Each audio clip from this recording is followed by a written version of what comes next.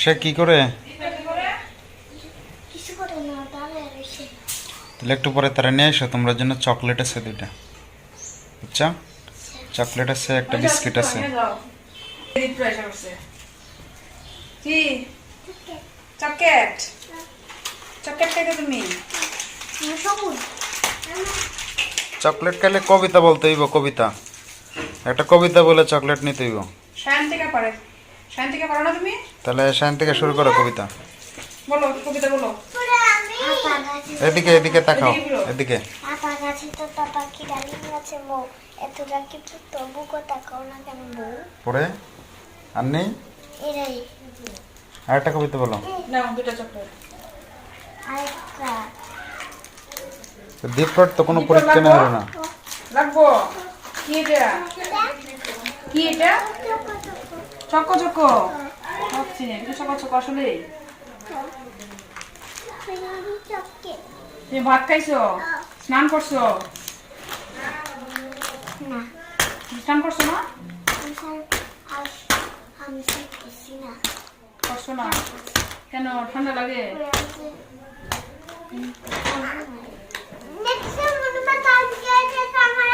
মনিমা স্নান করেছে তোমারে? কখন করছো? সকালে? কখন? কেটা স্নান করে দিচ্ছে তোমারে? কি?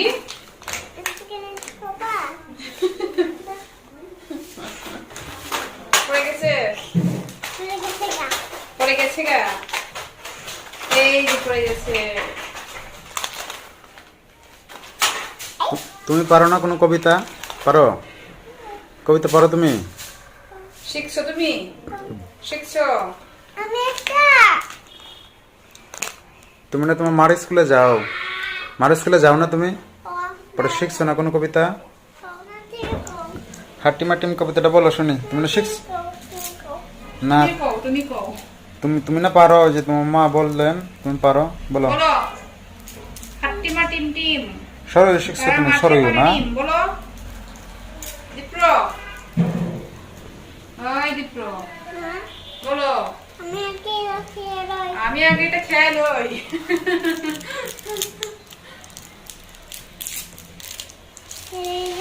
আগে বলো কবিতাটা, বলো। মাথা পারি পরে দিন, মাথা পেয়ে দিন, তাদের কারা দুটো শিং,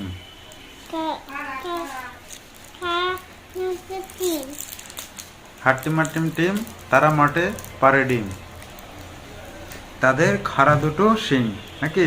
তারা এটা তিন। ঠিক আছে, তাহলে পরে যখন পুরো কবিতাটা শিখবা তুমি বলবা, তোমাকে আবার জিজ্ঞেস করবো, ঠিক আছে? আজকে আমাদের বাসায় আমার শ্বশুর শাশুড়ি আসছেন, তো আজকে ভাবলাম ওনারা যেহেতু আসছেন আমরা একটু ঘুরে আসি কোথাও বাহির থেকে।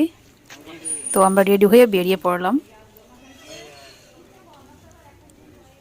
তো যে জায়গায় আমরা যাব ভাবছি ওই জায়গাটায় আসলে অটো আর মোটরসাইকেল ছাড়া অন্য কোনো কিছুতে যাতায়াত করা যায় না, যানবাহন নেই বা যাওয়াও সম্ভব নয়। তাই আমরা মোটরসাইকেল নিয়ে বেরিয়ে পড়লাম। তো একটা মোটরসাইকেল আমাদের আছে আর একটা আমরা ভাড়া নিয়ে নিলাম। যে মা মোটরসাইকেল ড্রাইভারের সাথে কথা বলছেন, আমাদের পরিচিতই উনি। তো আমরা বেরিয়ে পড়লাম, আমরা মেইন রাস্তায় যাচ্ছি এখন।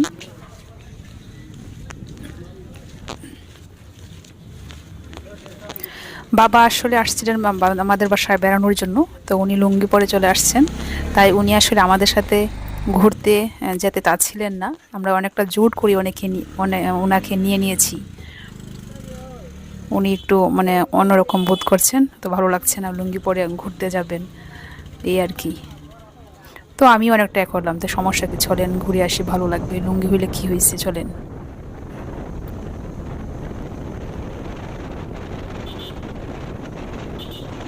আজকে আসলে অনেক রোদের প্রখর তাপ, যদি এখন শীতকাল কিন্তু প্রচুর রোদ, আজকে অনেক গরম লাগছে।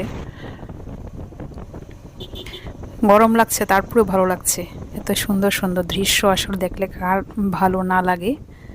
আশা করি সকলেরই ভালো লাগবে। যেদিকে সবুজ শস্য শ্যামল ধানের ক্ষেত দেখতে পাচ্ছি। এই সামনে মোটরসাইকেল করে আমার মা বাবা যাচ্ছেন, পিছনে আছি আমরা দুজন।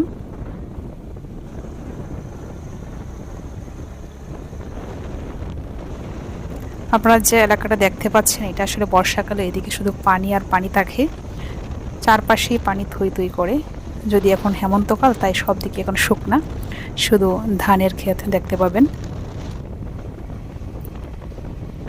কোথাও কোথাও দেখা যাচ্ছে যে ধানের ক্ষেত প্রস্তুত করা হচ্ছে, কোথাও আবার আমন ধানের ক্ষেত দেখতে পাচ্ছি। কিছুদিন পরেই চাষিরা তাদের ফসল ঘরে তুলবেন।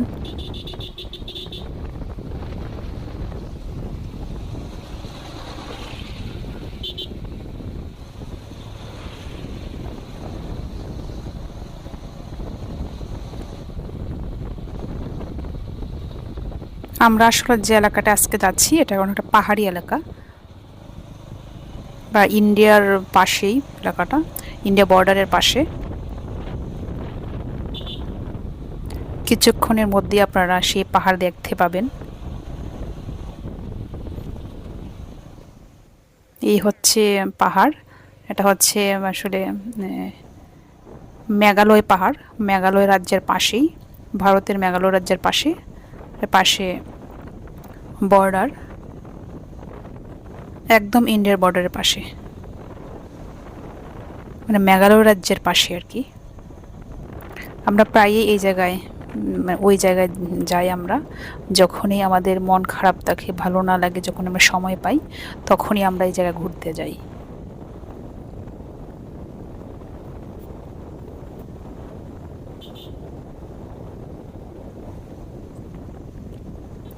এই এলাকাটা আসলে এটা সুনামগঞ্জ জেলার মধ্যনগর উপজেলার একটা স্থান নামক মহিষখলা নামক স্থানে অবস্থিত।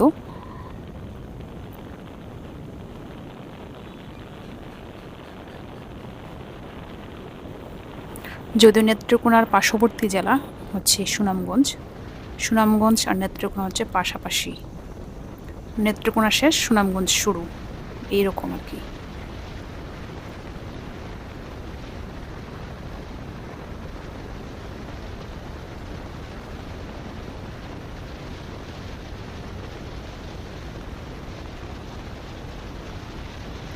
কি সুন্দর সবুজ শস্য শ্যামল ধানের ক্ষেত, চাষিরা তাদের ফসল ঘরে নিয়ে যাচ্ছে, কেউ বা ধান খাচ্ছে, কেউ বা রোদে খড় শুকাচ্ছে।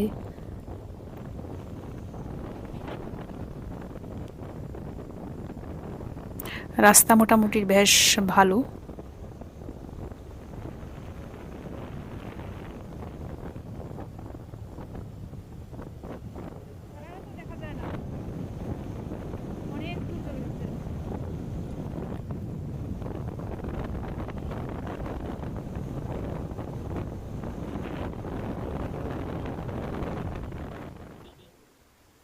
এই যে আমার চুলকি এলোমেলো, এই হচ্ছে সেই মন্দির, এটা হচ্ছে মহিষকলা বাজারে এই মন্দিরটা, সুনামগঞ্জ জেলার মধ্যনগর উপজেলার মহিষকলা বাজারে এই মন্দির অবস্থিত। ওটা হচ্ছে শিব মন্দির।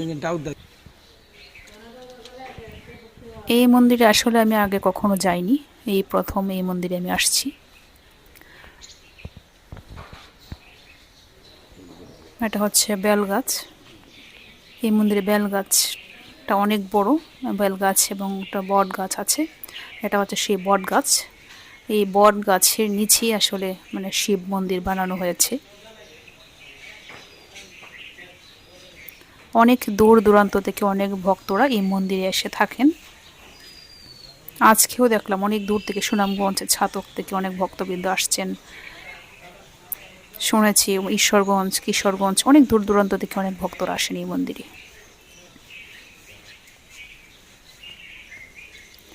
যার যে মনস্কামনা সেই মনস্কামনা পূর্ণ হয় শুনছি এই মন্দিরে, যারা মানে যার যে মনস্কামনা নিয়ে আসেন সেই মনস্কামনা পূর্ণ হয়। তবে সেটা যদি নিজের একবার এক মন থেকে, এক মনে এক চিত্তে ভগবানের প্রতি বিশ্বাস রেখে সেই মনস্কামনা করেন তাহলে সেই মনস্কামনা পূর্ণ হয়। মুখে মুখে এমনটা শোনা যায়। এই যে একজন ভক্ত আসছেন।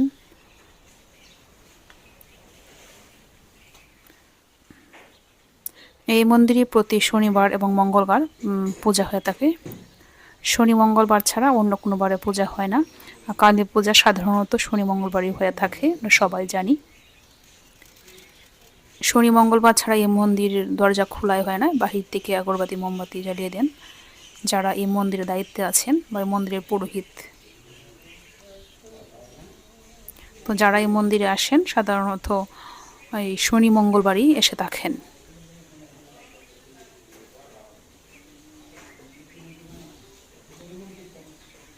এবং যারা যান সবাই শনি মঙ্গলবার ওনারা উপবাস থেকে যান এবং পূজা হয় প্রতি শনি মঙ্গলবারে 11টার দিকে পূজা হয়, সবসময় 11টার দিকে পূজা হয়।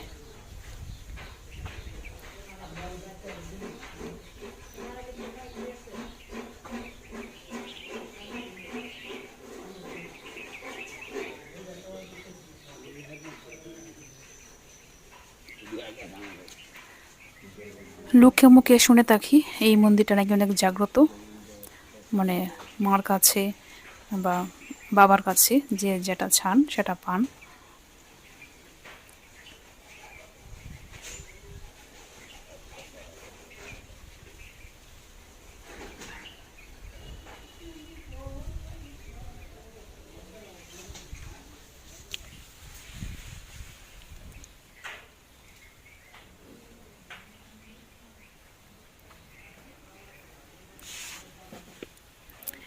এই মন্দিরটা বট গাছের নিচে, বট গাছের আমরা দেখতে পাচ্ছি যে বট গাছের শিকড় কেটে এই মন্দিরটা বানানো হয়েছে। মন্দির বলতে শুধু ওই জায়গায় শিব মন্দির একটা পাথর আর 2টা ত্রিশূল দেওয়া রাখা হয়েছে। এই যে বট গাছ, কত অনেক বড় বট গাছ। এই মন্দিরের পাশেই একটা নদী, নদীতে এখন পানি নেই, অনেকে এটাকে ছড়া বলে থাকেন। সবসময় পানি থাকে না ওই জায়গায়, বর্ষাকালে পানি থাকে, এখন শুকিয়ে গেছে। পূজা অনেক দেরি, তো ভাবলাম একটু আশপাশটা দেখে আসি। হচ্ছে মন্দির, এখানে বলিদান করা হয়। হচ্ছে মন্দিরের ভিতরে পাথর আছে, পাথর ছাড়া আসলে কিছু নেই। মন্দিরের ভিতরটা আসলে অনেকটা অন্ধকার, বেশি স্পষ্ট না, দেখা যায় না। ভিতরে প্রবেশ করাও নিষেধ, শুধু পুরোহিত ছাড়া কেউ প্রবেশ করতে পারেন না। এখানে বলিদান করা হয়।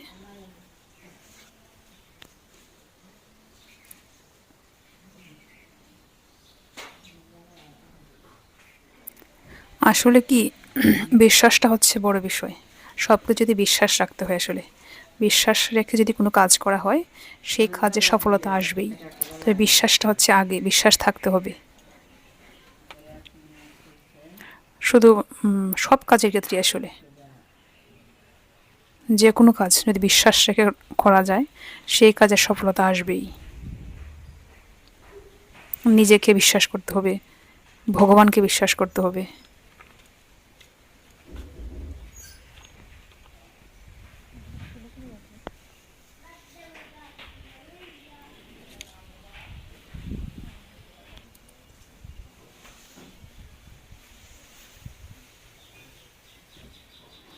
মন্দিরের পাশের ভিউটা আসলে খুব সুন্দর।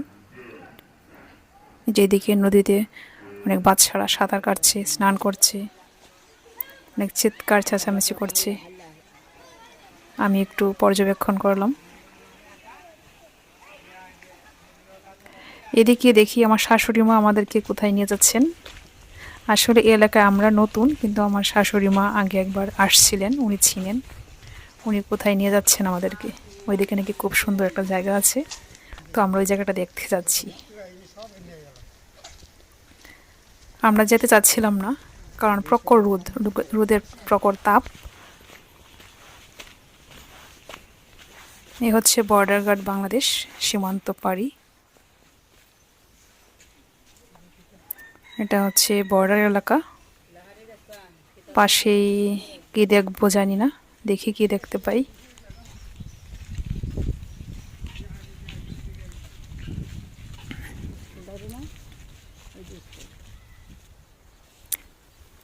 এখন তো আসলে ধান কাটার সময়, আমন ধান কাটার সময়, তাই চাষিরা রাস্তায় মানে খড় রোদে দিয়ে শুকাচ্ছে।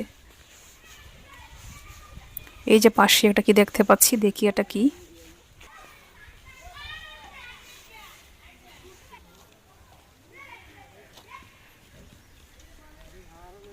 রাস্তায় আসলে প্রচুর ধুলোবালি, তাই মাস্ক পরতে হচ্ছে আমার। এটা হচ্ছে একটা স্কুল, মহিষকলা স্কুল, মহিষকলা সরকারি প্রাথমিক বিদ্যালয়, মধ্যনগর, সুনামগঞ্জ।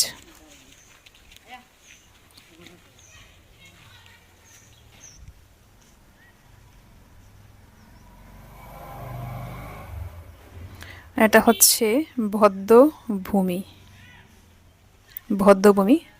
বদ্ধভূমি আসলে হচ্ছে মানে 1971 সালে মুক্তিযুদ্ধের সময় পাক হানাদার বাহিনী বাংলাদেশের যে সাধারণ নিরীহ, তারপর হচ্ছে মুক্তিযোদ্ধা, মুক্তিবাহিনীদেরকে ধরে নিয়ে যে জায়গায় নৃশংসভাবে হত্যা করেছিল, সেই জায়গাটাকে আসলে বদ্ধভূমি বলা হয়ে থাকে।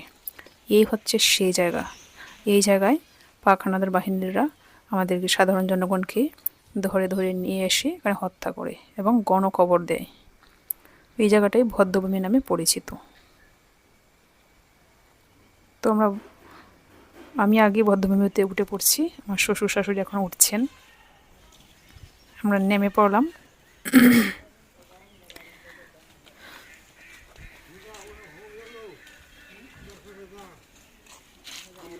এই যে একটা ঘোড়ার গাড়ি আসছে।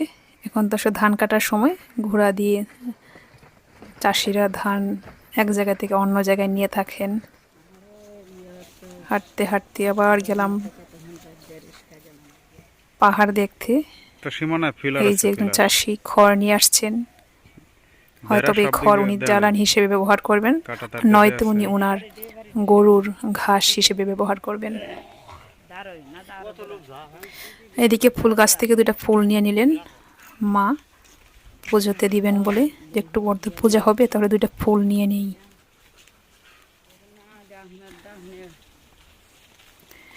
আবার হাঁটতে হাঁটতে ছুটলাম আবার মন্দিরের উদ্দেশ্যে। মন্দিরে পূজার সময় হয়ে আসছে, তাই আমরা মন্দিরের দিকে আবার যেতে লাগলাম। মন্দিরে চলে আসছি, যে পুরোহিত পূজা শুরু করে দিচ্ছেন। উনি হচ্ছে মন্দিরের পুরোহিত, সবসময় উনি পূজা করে থাকেন।